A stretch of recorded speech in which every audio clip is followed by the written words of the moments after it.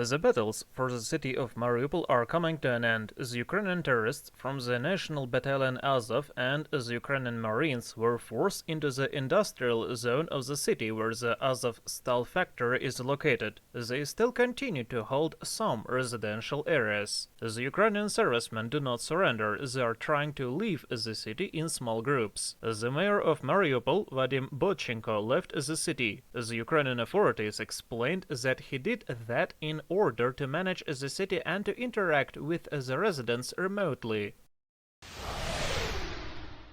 The biggest battle of March took place near Izyum. The city was completely captured by the Russian forces. For several days there were artillery battles. In the final battle near Izyum, the Russian forces managed to capture an important strategic point on Mount Krimenetz and expanded their hold on the left bank of the Seversky Donets river. Strong missile strikes and decisive maneuvering actions of the Russian motorized infantry allowed the Russian forces to push the Ukrainian forces back to the towns of Slavyansk and Barvenkovo. The retreating Ukrainian forces are trying to gain a foothold on the new defensive lines. Their attempts are doomed to failure. The Russian forces are rapidly entering the flank and the deep rear of the Ukrainian forces.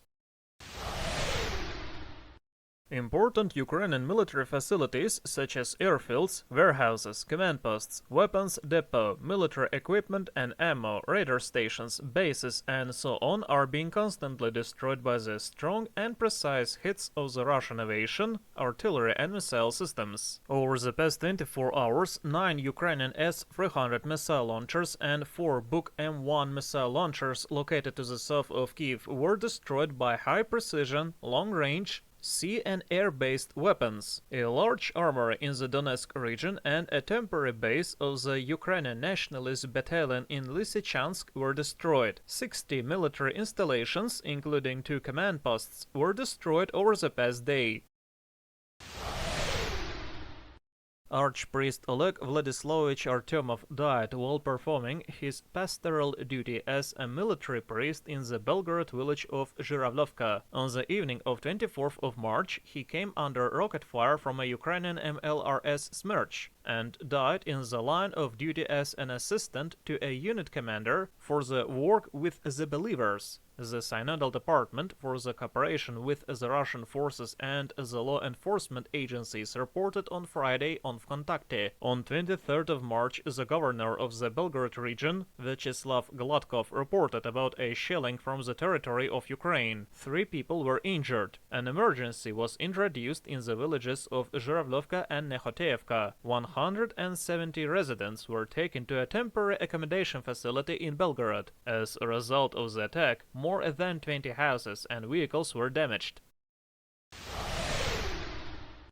A former member of the Ukrainian parliament, Ilya Kiva, published a Polish map of the division of Ukraine. He insists that the West plans to divide Ukraine and Warsaw threatens the territorial integrity of Ukraine. The map was shown on a Polish TV channel. They showed what we have already spoke about and what the West is ready to do. He explained and added that with such actions, the West shows that it is ready to accept the changes of the Ukrainian borders. The map, seen on the Polish TV channel TVP1, had the Lvov, Ivano-Frankivsk, Volyn, Rovno and Ternopil regions of Ukraine included in Poland. Chernivtsi region went to Romania. Transcarpathia went to Hungary. Odessa, Nikolaev, Kherson, Zaporozhye, Dnepropetrovsk and Kharkov regions, as well as the LPR and DPR recognized by Moscow, were given to Russia. According to the map, only the center and north of Ukraine will remain independent. Seems like Poland declares its own aggressive intentions and is trying to get the NATO peacekeepers to be deployed in Ukraine in order to gain a foothold in west of Ukraine and further provoke separatism and the Polish influence in the region.